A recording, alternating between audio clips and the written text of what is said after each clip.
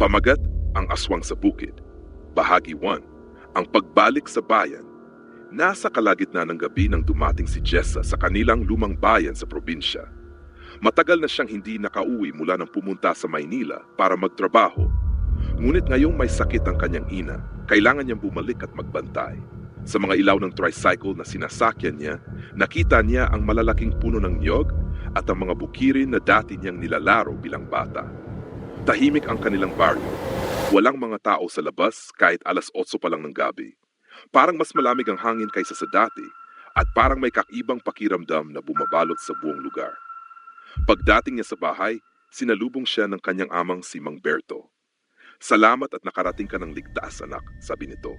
"Kailangan ka ng nanay mo. Mas lumalala ang kanyang kalagayan nitong mga nakaraang araw." Nang pumasok si Jessa sa loob, nakita niya ang kanyang ina, si Aling Marta, nakahiga sa papag. Payat na ito at tila napakabilis na ng paghina ng kanyang katawan. Parang sinisipsip ang kanyang lakas. "Hindi pa rin bumubuti ang pakiramdam ni nanay?" tanong ni Jessa. Umiling si Mang Berto. Sabi ng mga albularyo, hindi ito karaniwang sakit. May gumagambala sa kanya ang mga aswang. Napakagatlabi si Jessa. Narinig niya na noon pa man, pinaniniwalaan na sa kanilang lugar ang mga aswang. Mga nilalang na nagbabago ng anyo at sumisipsip ng dugo at laman ng tao sa gabi.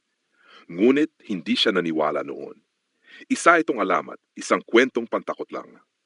Ngunit ngayon habang nakikita niyang humihina ang kanyang ina araw-araw, nagsimula siyang maniwala. Bahagi 2, mga senyales ng panganib. Nang sumapit ang gabi, napansin ni Jessa na masyadong tahimik ang paligid. Walang mga kuliglig, walang tunog ng hangin sa mga dahon ng puno. Para bang may nagbabantang panganib. Habang nakahiga si Jessa, narinig niya ang paos na tinig ng kanyang ina. "Jessa, bantayan mo ako ngayong gabi. Pakiramdam ko, malapit na sila." Kinabahan si Jessa. "Sino, nay?" "Ang aswang," bulong ni Aling Marta.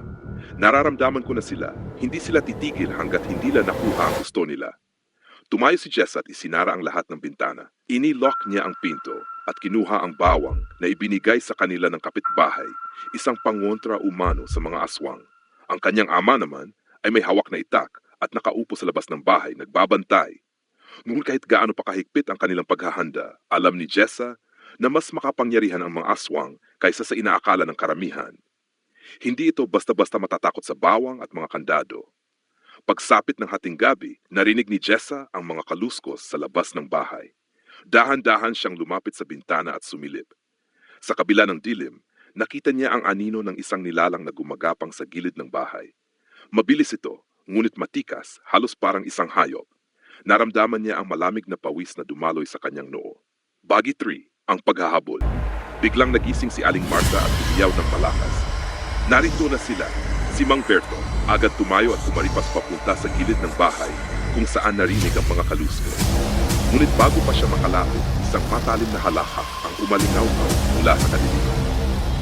Mula sa mga puno ng niyog, biglang lumitaw ang isang mataas na nilalang. Halos doble ang laki ng tao. May matatalas na puso at dilaw ng mga mata na kumikislap sa ilalim ng buwan. Ang itsura nito ay tila pinaghalong tao at hayop. Isang aswang. Hinugot ni Mang Berto ang kanyang itak at sinugod ang aswang. Ngunit mabilis itong gumalaw, sumampa sa isang puno at naglaho sa mga sanga. Walang magawa si Mang Berto kundi ang sundan nito ng kanyang mga mata. Si Jessa, na naiwan sa loob ng bahay kasama ang kanyang ina, ay nagsimulang magdasal. Kinuha niya ang krusipiho na nakasabit sa dingding at hinigpitan ang kanyang hawak. Ramdam niya na ang nilalang ay hindi pa umaalis. Naririnig niya ang mabibigat na yabag nito sa bubong. Ang mga yapak ng aswang ay umiikot, palapit ng palapit sa kanilang bintana. Sa takot, kinuha ni Jessa ang bote ng asin, isa pang pangontra na itinuro ng mga matatanda at binuhos sa paligid ng bintana.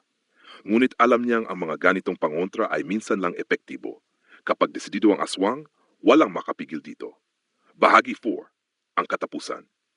Biglang bumagsak mula sa bubong ang aswang. Bumaliktad ito sa ere at mabilis na tumama sa lupa sa harap ng bahay. Halos hindi na ito tao. Ang mga ngipin ay matutulis, ang balat ay kulay abo, at ang mga mata ay dilaw na dilaw. Humalakak ito, isang tunog na nakayanig sa loob ni Jessa. "Matagal ko nang inaasam ang laman ng nanay mo," sabi ng aswang sa malalim at malamyos na tinig. "Matagal ko na siyang minamanmanan." Si Mang Berto ay humarap sa aswang, nagbabanta ang kanyang itak. "Huwag kang lalapit. Lumayas ka dito! Sigaw niya, kahit halata sa boses ang takot, ngunit masyadong mabilis ang aswang. Sa isang iglap, nasa harapan na ito ni Humberto, iniwasan ang kanyang itak at hinampas siya ng matatalim nitong mga kuko. Bumagsak si Mang Berto, sugatan, ngunit buhay pa. Jessa, tumakbo ka na! Sigaw ni Mang Berto, kahit halos hindi na niya makontrol ang kanyang katawan. Ngunit hindi tumakbo si Jessa. Sa halip, binalot siya ng tapang na hindi niya inaasahan. Hinawakan niya ang bote ng asin at isinabo ito direkta sa mukha ng aswang. Napasigaw ito, umawak sa mukha habang nasusunog ng asin ang balat nito. Habang umiiyak sa sakit ang aswang, kinuha ni Jessa ang itak ng kanyang ama. Sa isang mabilis na kilos, tinaga ang leeg ng halimaw. Sa isang malakas na hiyaw, bumagsak ito sa lupa. Ang katawan ay nagiging abo habang patuloy ang kanyang paghiyaw hanggang sa tuluyang maglaho sa hangin. Bahagi 5. Pagtatapos, nakaligtas si Jessa. Ngunit alam niyang hindi pa tapos ang lahat. Dinala niya ang kanyang sugatang ama pabalik sa bahay, kung saan patuloy niyang inalagaan ang kanyang ina. Sa mga sumunod na araw, unti-unting bumuti ang kalagayan ni Aling Marta, parang nawala ang sumpa na bumabalot sa kanya. Ngunit kahit natapos ang gabing iyon, alam ni Jessa na ang mga aswang ay hindi basta-basta nawawala.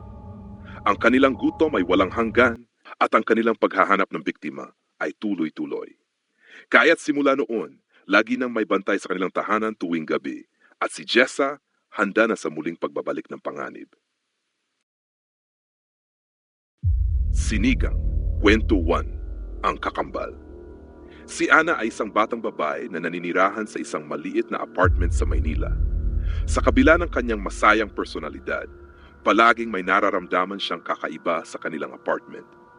Ang mga kapitbahay ay madalas na nagsasalita tungkol sa mga kababalaghan sa kanilang lugar, ngunit hindi siya naniniwala sa mga ito. Isang gabi, habang nag-aaral siya sa kanyang kwarto, biglang nag-flash ang mga ilaw at nag-blackout. Napansin niya may marinig na kaluskos sa labas ng kanyang kwarto. Mabilis siyang lumabas at nakita ang kanyang kapitbahay na si Mang Ramil, isang matandang lalaki na mukhang nag-aalala. "Ana, huwag kang lalabas," bulong ni Mang Ramil. "May nangyayaring hindi maganda. May kasamang kaluluwa ang aswang na nakatira dito." Nanlaki ang mga mata ni Ana, ngunit bago pa siya makapagsalita, biglang bumagsak ang isang malaking bagay mula sa itaas. Napakaingay ng tunog at tila may bumagsak na tao. Agad siyang tumakbo pabalik sa kanyang kwarto at sinarado ang pinto.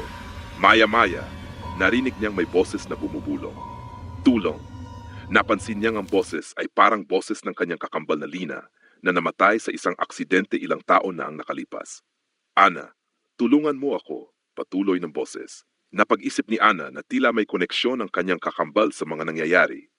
Nagdadalawang isip siya kung lalabas siya o hindi. Naisip niyang dapat niyang tingnan ang pinagmula ng boses. Dahan-dahan siyang lumapit sa bintana at sumilip. Sa ilalim ng kanyang apartment, nakita niyang may isang babae na naglalakad na may pigtail at nakasuot ng puting damit, nakamukha ng kanyang kakambal. Walang nagawa si Ana, kundi ang buksan ng pinto at lumabas. Paglabas niya, nakita niyang nawala ang babae, ngunit narinig niya pa rin ang mga boses na tumatawag sa kanya. Sinubukan niyang sundan ang mga ito. Pagdating niya sa basement ng apartment, nakatagpo siya ng isang malaking salamin. Sa salamin, nakita niya ang kanyang sariling refleksyon, pero iba ito. Ang kanyang mukha ay nakangiti sa isang nakatakot na paraan at ang mga mata ay tila mayroong masamang balak. Sa takot, tumakbo siya palabas at nagpasya na hindi na muling babalik sa basement. Ngunit bago siya makalabas, narinig niyang sumigaw ang kanyang sarili mula sa salamin. "Bakit mo ako iniwan?" Nang umakyat siya, nagkaroon siya ng blackout muli at sa oras na magising siya, wala ng ilaw at natagpuan niyang nawawala ang kanyang paboritong kwintas na ibinigay sa kanya ng kanyang kakambal. Paglabas niya sa apartment, pinanindigan niyang alis na siya, ngunit nang buksan niya ang pinto, may nakabuntot na anino sa kanyang likuran. Ang anino na iyon ay tila nagpapakita ng mukha ng kanyang kakambal na nagmamakaawa, ngunit sa kanyang takot, hindi siya tumigil. Patuloy siyang tumakbo, hindi na muling titingin.